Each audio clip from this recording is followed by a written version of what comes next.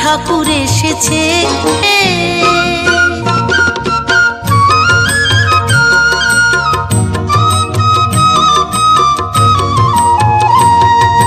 ঠাকুর বলল কর্মময় ভক্ত হতে হবে।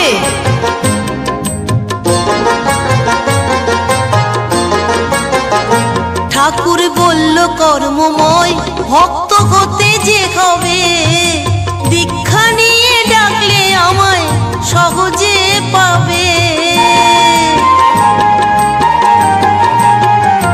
ঠাকুর বলল কর্মময় ভক্ত হতে যে হবে, দীক্ষা নিয়ে ডাকলে আমায় সহজে পাবে। আমার ঘুম ভাঙতেই শুনি নামের, দিন রতন বলে শুনি নামের ধ্বনি উঠেছে, নামের ধ্বনি উঠেছে।